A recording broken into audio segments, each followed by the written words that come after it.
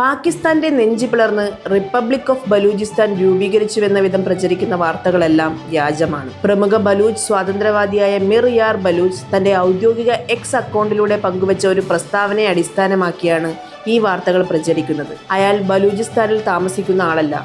ഏത് രാജ്യത്താണ് നിലവിൽ താമസിക്കുന്നതെന്ന് കൃത്യമായ വിവരവുമില്ല. തങ്ങൾക്ക് സ്വന്തമായി പുതിയ പതാകയും ദേശീയ ഗാനവും ബലൂചി ഫലൂസ് എന്ന പേരിൽ സ്വന്തം കറൻസിയും ഉണ്ടെന്നും പ്രവിശ്യയുടെ ഭൂരിഭാഗം പ്രദേശങ്ങളും പ്രകൃതി വിഭവങ്ങളും തങ്ങളുടെ നിയന്ത്രണത്തിലാണെന്നും മിർ യാർ ബലൂച്ച് അവകാശപ്പെട്ടു. എന്നാൽ ഈ പ്രഖ്യാപനം ഒരു ഡിജിറ്റൽ അവകാശവാദം മാത്രമാണ് എന്നതാണ് നിലവിലെ വസ്തുത. അന്താരാഷ്ട്ര സമൂഹമോ ഐക്യരാഷ്ട്രസഭയോ ബലൂചിസ്ഥാനെ ഒരു സ്വതന്ത്ര രാജ്യമായി അംഗീകരിച്ചിട്ടില്ല. പ്രദേശം ഇപ്പോഴും പാക് സൈന്യത്തിന്റെയും ഭരണകൂടത്തിന്റെയും കടുത്ത നിയന്ത്രണത്തിലാണ്.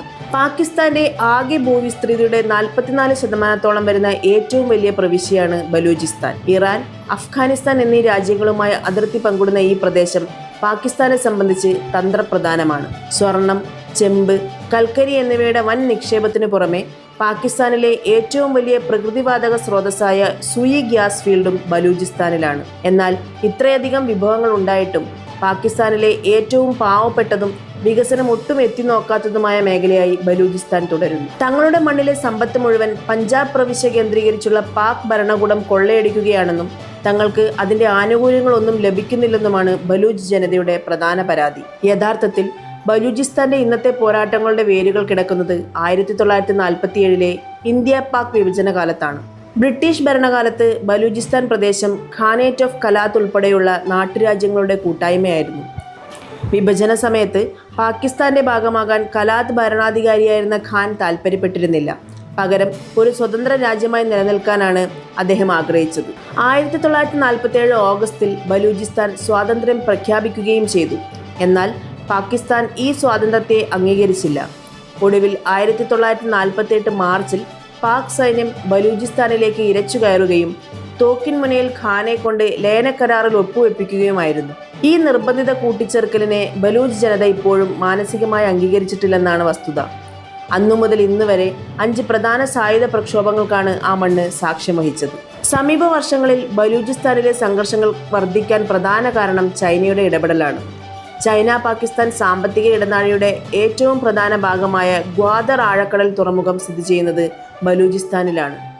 ശതകോടിക്കണക്കിന് ഡോളറിന്റെ ഈ പദ്ധതി വഴി തദ്ദേശവാസികളായ ബലൂജികൾക്ക് തൊഴിലോ വികസനമോ ലഭിക്കുന്നില്ലെന്ന് മാത്രമല്ല, ചൈനീസ് അധിനിവേശം കാരണം തങ്ങളുടെ കടലിൽ മീൻ പിടിക്കാനുള്ള അവകാശം പോലും നഷ്ടപ്പെട്ടുവെന്ന് അവർ ആരോപിക്കുന്നു.